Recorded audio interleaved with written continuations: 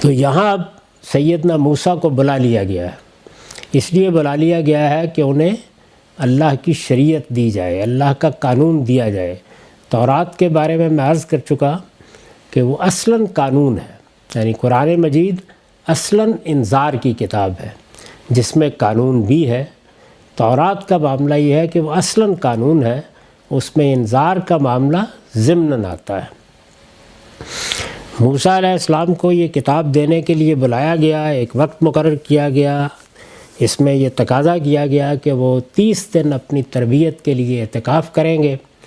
پھر ان کی جلد بازی کو دیکھ کر، جو ظاہر ہے کہ شوق ملاقات میں تھی، 10 دن کا اضافہ کر دیا گیا تاکہ صبر کی تربیت ہو، اور پھر اللہ تعالیٰ نے ان سے کلام فرمایا، اور یہ بعد میں ذکر آئے گا کہ تورات دی گئی، لیکن وہ پہنچے۔ یہ ایک بڑا شرف تھا جو ان کو حاصل ہوا۔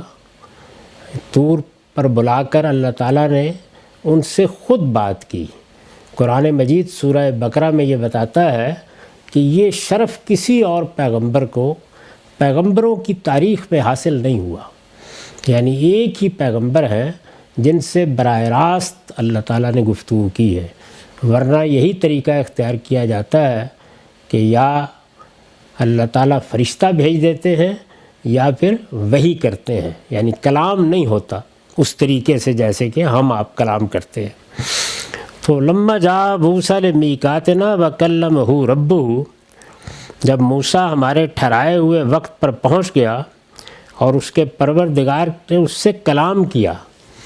یہ اس سے پہلے بھی ہو چکا تھا، جس وقت انہیں نبوت دی گئی اس وقت بھی کلام کیا گیا۔ جب یہ کلام ہوا تو حوصلہ ملا ان کو، یعنی انہوں نے خیال کیا کہ یہ شرف مجھے حاصل ہوا ہے، میں اپنے پروردگار کی آواز سن رہا ہوں، وہ مجھ سے مخاطب ہے۔ اس سے حوصلہ پا کر انہوں نے ایک درخواست کر دی، تو فرمایا کہ قال رب ارنی انظر الیک، پروردگار مجھے موقع دے کہ میں تجھے دیکھ بھی لوں۔ یعنی جب یہ شرف مجھ کو حاصل ہوا ہے تو پھر کیا بعید ہے کہ یہ سعادت بھی حاصل ہو جائے۔ تو درخواست کر دی۔ اس کا جواب ملا کہ قال لن ترانی، تم مجھے ہرگز نہیں دیکھ سکو گے۔ یعنی یہ بتا دیا گیا کہ اس انسانی جسم کے ساتھ اس عالم ناسوت میں اس کا کوئی امکان نہیں ہے۔ اب کیوں امکان نہیں ہے یہ سمجھانا مقصود تھا، اس کے لیے ایک مظاہرہ کیا گیا۔ اس سے کیا چیز سمجھ میں آئی وہ میں آگے عرض کروں گا۔ تم مجھے ہرگز نہیں دیکھ سکو گے۔ فرمایا وَلَٰكِنْ انظُرْ إِلَى الْجَبَلِ، البتہ اس سامنے کے پہاڑ کی طرف دیکھو۔ فَإِنِ اسْتَقَرَّ مَكَانَهُ فَسَوْفَ تَرَانِي، اگر یہ اپنی جگہ پر قائم رہ جائے تو آگے تم بھی مجھے دیکھ سکو گے۔ فَلَمَّا تَجَلَّى رَبُّهُ لِلْجَبَلِ جَعَلَهُ دَكًّا، پھر جب اس کے پروردگار نے پہاڑ پر تجلی کی تو اس کو ریزہ ریزہ کر دیا۔ وَخَرَّ مُوسَىٰ صَعِقًا، اور موسیٰ بے ہوش ہو کر گر پڑے۔ فَلَمَّا أَفَاقَ قَالَ سُبْحَانَكَ تُبْتُ إِلَيْكَ وَأَنَا أَوَّلُ الْمُؤْمِنِينَ، پھر جب ہوش آیا تو بولے تو پاک ہے، میں تیرے حضور توبہ کرتا ہوں اور گواہی دیتا ہوں کہ سب سے پہلے ماننے والا میں ہوں۔ اس سے پہلے میں عرض کر چکا کہ موسیٰ علیہ السلام کی درخواست بالکل فطری تھی۔ مجھے آپ کو بھی اگر یہ موقع ملے اور کچھ حوصلہ پا سکیں تو ہم بھی یہی چاہیں گے۔ ہر انسان جو پروردگار کو مانتا ہے اس کی اگر سب سے بڑی خواہش پوچھی جائے تو یہی ہوگی کہ اس کی ملاقات ہو جائے، وہ کبھی دیکھے اپنے پروردگار کو۔ تو میں نے بھی اس پر لکھا ہے، یہ شوق ایک فطری شوق ہے، اس وجہ سے جناب کو اللہ تعالیٰ نے اس پر کوئی ملامت نہیں فرمائی بلکہ صرف سمجھا دیا ہے۔ یہ جو سمجھا دیا گیا ہے اور ایک جلیل القدر پیغمبر کو سمجھا دیا گیا ہے، یہ بڑا پیغام ہے۔ اس دنیا میں جتنے بھی صوفیانہ مذاہب پیدا ہوئے ہیں اور ہمارے ہاں بھی اس کے اثرات پہنچے اور وہ تصوف کی صورت اختیار کر گئے، ان سب میں اس طرح کے مشاہدات ہی کو ہدف بنایا جاتا ہے۔ کائنات کے پروردگار سے ملاقات ہو جائے، ملائے اعلیٰ کا مشاہدہ ہو جائے، ایک معراج کی سی صورت واقع ہو جائے، زمین و آسمان کے راز نمایاں ہو جائیں، قبور کا کشف ہو جائے، انہی چیزوں کو ہدف بنایا جاتا ہے۔ تو اس میں یہ بتا دیا گیا ہے کہ اللہ تعالیٰ کو دیکھنا یا اللہ تعالیٰ کے سامنے اس طرح سے آنا یہ ممکن نہیں ہے۔ اور ممکن کیوں نہیں ہے؟ انسان اپنے اس ناسوتی جسم کے ساتھ، اس جسد کے ساتھ، ان صلاحیتوں کے ساتھ اس کا تصور نہیں کر سکتا، یعنی اس میں اس کے تحمل کی قوت نہیں ہے، وہ یہ بار نہیں اٹھا سکتا، وہ سامنا نہیں کر سکتا۔ تو اللہ تعالیٰ نے موسیٰ علیہ السلام کو سمجھانے کے لیے یہ طریقہ کیوں اختیار فرمایا؟ استاذ امام لکھتے ہیں یہ مشاہدہ حضرت موسیٰ کی اطمینان دہانی کے لیے کرایا گیا، یعنی اپنے بندے کو کوئی ملامت نہیں کی، سمجھایا اور ایک عملی مثال سے سمجھایا۔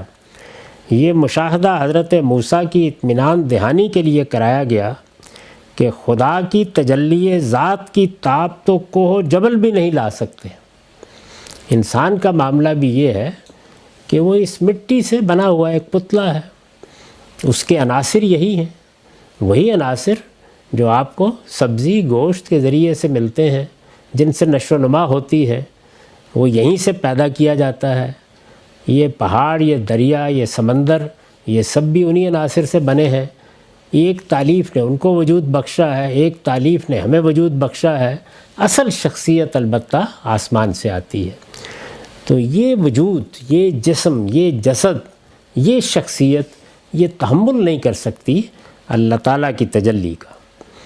یہ مشاہدہ حضرت موسیٰ کی اطمینان دہانی کے لیے کرایا گیا کہ خدا کی تجلی ذات، یعنی صفات کو تو ہم کچھ سمجھ لیتے ہیں، اللہ تعالیٰ سراسر رحمت ہے، وہ شفقت فرماتا ہے، اللہ تعالیٰ غفور ہے، وہ صاحب حکمت ہے، یہ سب چیزیں ہمارے لیے سمجھنی آسان ہے کیونکہ ان کا کچھ نہ کچھ پرتو ہمارے اندر بھی موجود ہے۔ لیکن ذات کا کوئی شمع بھی ایسا نہیں ہے کہ جس کو ہم تمثیل کے لیے ہی منتخب کر سکیں اور اس دنیا میں وہ پایا جاتا ہو۔ اسی لیے قرآن مجید نے تنبیہ کی ہے کہ لیس کمثلہ شیء، کہ اس دنیا میں تمہارے علم کی بنیاد تمثیل ہے۔ جن چیزوں کو تم مشاہدے میں لاتے ہو، انہیں نام دیتے ہو، ان کے تصورات قائم کرتے ہو، اب اس کے بعد استنباطی علم در حقیقت انہی کی تمثیل سے وجود میں آتا ہے، جس کو قرآن مجید نے آیات متشابہات سے تعبیر کیا۔ تو یہ بتا دیا گیا کہ ذات خداوندی کے لیے اس طرح کی کوئی چیز نہیں ہے۔ یہی معاملہ ذات خداوندی کے افعال کا ہے۔ وہ جس دنیا میں جس قانون کے تحت واقع ہوتے ہیں، وہ اس زمان و مکان کے حدود کے پابند نہیں ہوتے۔ تو فلسفے کی بھی سب سے بڑی غلطی یہ ہے کہ وہ انسان سے ان کائنات اور کائنات کے قوانین کو سمجھنے کی بجائے خدا میں بیٹھ کر سمجھنا چاہتا ہے۔ یہ ممکن نہیں ہے، کیونکہ جیسے ہی یہ کام کیا جائے گا ہمارے پاس تمثیل کے لیے پھر انسانی ہوگا۔ تو اس طریقے سے ہم اس ذات خداوندی کو جو هو الاول هو الآخر والظاہر والباطن ہے، اس زمان و مکان کے اندر رکھ کر سمجھنے کی کوشش کریں گے۔ اس میں پے در پے غلطیاں ہوں گی، تضادات پیدا ہو جائیں گے، ایک کے ساتھ دوسری چیز متصادم محسوس ہوگی، یہ کسی طرح گرفت میں نہیں آئے گا۔ یہی وجہ ہے کہ یہ بتایا گیا کہ اللہ تعالیٰ کی صفات کا کچھ شعور تمہیں دیا گیا ہے، اس کے مطابق تم تصور قائم کر سکتے ہو۔ اللہ تعالیٰ اپنے افعال کے بارے میں اپنے پیغمبروں کے ذریعے سے بتا دیں گے کہ وہ کیا سنن ہے جس کے تحت وہ معاملہ کرتے ہیں، یہ تم سمجھ سکتے ہو۔ لیکن یہ کہ خود ذات خداوندی کا معاملہ کیا ہے، خود ذات خداوندی کے علم کی نوعیت کیا ہے، خود ذات خداوندی کی قدرت کس طریقے سے چیزوں کا احاطہ کرتی ہے، یہ انسان کے گرفت میں آنے کی چیز نہیں ہے۔ تو قرآن مجید نے یہاں سبق دیا ہے کہ ایاز قدر خود بشناس، اپنے حدود میں رہ کے علم حاصل کرنا چاہیے۔ اسی وجہ سے یہ بات عارف کہتے ہیں کہ علم صرف یہ نہیں کہ آپ کیا جان لیں، علم یہ بھی ہے کہ آپ یہ جان لیں کہ آپ کیا نہیں جان سکتے، اور یہ سب سے بڑا علم ہے۔ اسی کو بیان کیا جاتا ہے کہ لا ادری نصف العلم، یعنی جب میں یہ کہتا ہوں کہ میں یہ نہیں جانتا تو یہ بجائے خود ایک بڑے علم کا اظہار ہے، یعنی یہاں میں اپنے حدود کا صحیح شعور حاصل کر کے اس کا اظہار کرتا ہوں۔ تو یہ مشاہدہ اس لیے کرایا گیا کہ یہ بتا دیا جائے کہ اگر ذات خداوندی کی تجلی کا ایک شمع پہاڑ پر ڈالا جائے اور وہ ریزہ ریزہ ہو جاتا ہے تو تم کس طرح سے اس کا تحمل کرو گے، اس لیے کہ تمہاری اپنی ذات بھی انہی عناصر سے ترتیب پائی ہے۔ یہ جسد، یہ جسم، یہ آنکھیں، یہ تو بہرحال یہیں سے وجود پذیر ہوئی ہیں، تو ان کو کس طرح استعمال کرو گے کہ تم اللہ تعالیٰ کو دیکھ سکو۔ خدا کی تجلی ذات کی تاب تو کوہ و جبل بھی نہیں لا سکتے، جو جامد اور ٹھوس ہونے کے اعتبار سے سب سے بڑھ کر ہیں، تو تم انسان ضعیف البنیان، یعنی جس کی ساری تعمیر ہی بڑے ذوف کے ساتھ ہوئی ہے، اگر دیکھا جائے تو کسی چوٹ کو، کسی قوت کو تحمل کرنے کے لیے پہاڑ کہیں زیادہ طاقتور ہے، انسان کا معاملہ تو بہت ہی ضعف اور بہت کمزوری کا ہے۔ سب سے بڑھ کر ہے تو تم انسان ضعیف البنیان ہو کر کس طرح لا سکو گے، یعنی انسان کی حیثیت سے میرا اور آپ کا شرف اصل میں وہ عقل ہے، اور عقل کی آنکھوں سے ہم روز خدا کو دیکھتے ہیں، لیکن یہ کہ ان آنکھوں سے دیکھ لیا جائے یہ ممکن نہیں ہے۔ انسان کی قوت برداشت محدود ہے، اس کی نگاہیں روشنی کو دیکھتی ہیں۔ اب دیکھیے نا کہ روشنی اللہ تعالیٰ کی مخلوقات میں سے ایک مخلوق ہے، یہ تو انسان کی نگاہیں روشنی کو دیکھتی ہیں، لیکن یہ روشنی ایک حد خاص سے متجاوز ہو جائے تو آنکھیں خیرہ ہو کر رہ جاتی ہیں، یعنی ایک حد ہے جس میں ہم روشنی کو دیکھ سکتے ہیں، اس سے بڑھ جائے تو آنکھیں چندیا جاتی ہیں، نہیں دیکھ سکتے، بلکہ بعض اوقات بینائی ہی سلب ہو جاتی ہے، اندھا ہو جاتا ہے انسان اگر روشنی کی کسی ایسی قوت کو یا اس کے ایسے منبع کو دیکھنے کی کوشش کرے کہ جو اس کے حدود سے متجاوز ہے۔ اس کے کان آواز کو سنتے ہیں، لیکن ان کے سننے کی تاب بھی بس ایک مقررہ حد ہی تک ہے۔ بجلی کا کڑکا ہی ذرا حد سے متجاوز ہو جائے تو سرے سے کان کے پردے ہی بیکار ہو جائیں۔ اب ظاہر ہے کہ بجلی بھی مخلوقات میں سے ایک مخلوق ہے، ذرا رات برق کی صورت میں چمکتی ہے تو ہم بالکل بہرے ہو کر رہ جاتے ہیں۔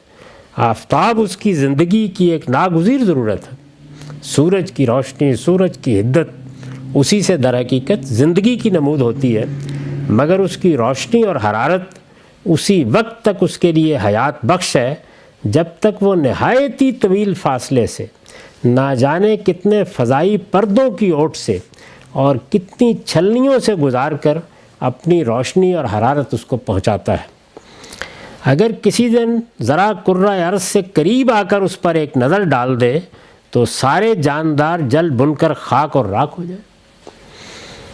یعنی اللہ تعالیٰ نے ہمارے تحمل کا صحیح اندازہ کر کے سورج کو اس جگہ رکھا ہے کہ ہم برداشت کر پاتے ہیں، حالانکہ اس کی روشنی، اس کی حدت، یہ سب ہماری ضرورت ہے، لیکن ہمارے لحاظ سے یہ کروڑوں میل کا فاصلہ ہے جس سے وہ اپنی روشنی پہنچاتا ہے ہم تک۔ تو اس لیے اگر وہ کسی دن ذرا کرۂ ارض سے قریب ہو کر نظر ڈال دے تو سارے جاندار جن بھول کر خاک اور راکھ ہو جائیں، تو جب اس کائنات کی مخلوق کے مقابل میں انسان کی قوت برداشت اتنی ناتواں ہے، اتنی کمزور ہے، تو وہ خدا کی ذات بہت کی تاب کس طرح لا سکتی ہے جو نور مطلق اور تمام چون و چگوں سے ماورا اور بالا تر ہے۔ نور مطلق یعنی ایک ایسا نور کہ جس کی کسی قید اور شرط سے آپ تصویر نہیں بنا سکتے ذہن میں، سب چیزوں سے بالا تر۔ چنانچہ قرآن مجید نے یہی بات کہی ہے سورہ حدید میں کہ نہ یہ تمہارا زمان ہے جس میں وہ محدود ہوتا ہے، نہ تمہارا مکان ہے جو اس کا احاطہ کر سکتا ہے، وہ ان سب چیزوں سے بالا تر ہے۔